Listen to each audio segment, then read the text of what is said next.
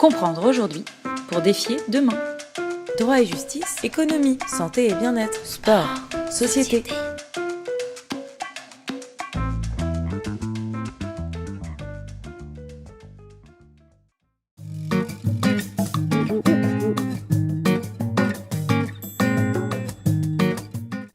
Alors, on va prendre plusieurs étapes. La première étape a été l'arrêt Bosman. C'est-à-dire qu'avant l'arrêt Bosman, il y avait des modèles sportifs et également des modèles économiques pays par pays. Et finalement, les compétitions européennes étaient un affrontement de modèles sportifs sur le terrain, avec le catenaccio pour les Italiens, avec le football total pour les Néerlandais, avec le kick and rush pour les Anglais, le football à la nantaise ou à la rémoise pour les Français. Voilà, on avait des styles qui s'opposaient réellement, et puis une puissance économique qui était différente par l'organisation de chacun des modèles. Larry Bosman a réglé le sujet du style des joueurs, du jeu. Aujourd'hui, vous avez un grand club français entraîné par un Espagnol, un grand club anglais entraîné par un Italien. On voit bien qu'il y a une internationalisation des coachs et on perd finalement le style national dans les championnats. On peut le retrouver un peu dans les équipes nationales, mais on le perd au niveau des championnats. Pourquoi ? Parce que finalement, le talent et le style se voyagent sans frontières ou quasi. Et finalement, la réelle opposition, c'est une opposition économique. Et là-dessus, les clubs qui ont la capacité à avoir une zone de chalandise, je m'éloigne un peu des termes romantiques sportifs, mais c'est la réalité. Une zone de chalandise qui dépasse le cadre de leur territoire, de leur région, voire de leur pays, sont ceux qui ont le plus de potentiel économique et qui vont pouvoir attirer à eux des grands partenaires, voire des grands investisseurs, ce qui va leur donner les moyens d'avoir de grands joueurs. Et on va voir qu'il y a une corrélation entre le pouvoir économique et la performance sportive.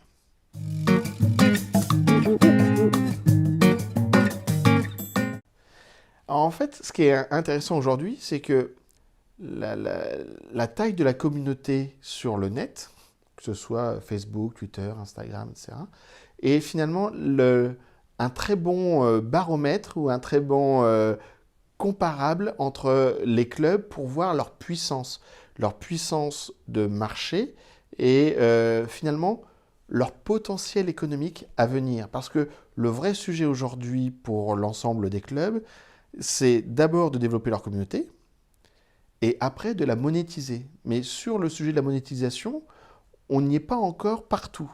Mais sur le sujet des communautés, on a clairement, il est loin le temps où les clubs confiaient à des supporters l'animation de leur site internet. Ils n'avaient pas perçu l'enjeu stratégique qu'il y avait derrière le site internet. Après, Facebook est arrivé et Twitter. Ils n'ont pas tous perçu cela. D'autres l'ont perçu. Quand QSI a racheté le PSG était en gros à 1,5 million de fans sur Facebook. Quand, à ce moment-là, en 2011-2012, l'ensemble des grands clubs avaient à peu près 1 à 2 millions de fans dans leur pays. Et le reste était à l'international. Et c'était d'ailleurs un bon comparable. C'est-à-dire, si vous êtes un grand club, vous êtes majoritairement sur les réseaux sociaux, vous avez majoritairement des communautés qui sont internationales. Le PSG, avec 1,5 million, était très majoritairement national. Après est arrivé des joueurs comme Zlatan, Beckham. Quand Beckham est parti du PSG, le PSG avait plus de 3 millions de fans sur Facebook. Et ils avaient passé la barre, ils étaient plus que 50% à l'international. Ils avaient passé cette barre-là, et c'était bien le signe que le club s'internationalisait. Aujourd'hui, le mécanisme s'est accéléré, et ce qu'on a pu voir l'été dernier avec l'arrivée de Neymar en est clairement l'illustration.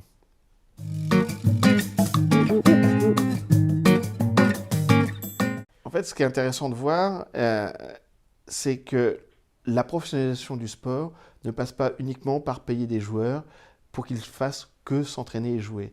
Ça passe par la professionnalisation de toute l'organisation d'un club. Là aussi, le PSG a montré l'exemple en France, par exemple, en investissant dans son jardinier. C'est-à-dire ils sont allés chercher un des meilleurs jardiniers d'Angleterre pour le payer très cher, c'est-à-dire quasiment un salaire de joueur de Ligue 1. Mais la qualité du jeu est liée à la qualité du terrain et c'est monté en gamme. Sur le social, sur les réseaux sociaux, ils ont fait la même chose. Ils sont allés débaucher le social manager du Barça, Russell Stopford, dans les dernières semaines. Et c'est aussi, j'imagine que ça ne va pas renforcer la sympathie qu'il peut y avoir entre les deux clubs. En tout cas, c'est le signe d'un investissement et de la prise de conscience que c'était un sujet stratégique dans le développement des clubs. On est vraiment dans une bataille mondiale de marques où il faut gérer l'image de la marque et tous ses canaux de diffusion et de relation avec ses consommateurs. N'ayons pas peur du mot, le fan est aussi un consommateur. Il ne faut pas le prendre que pour un consommateur, et il ne faut pas le prendre non plus que pour un fan.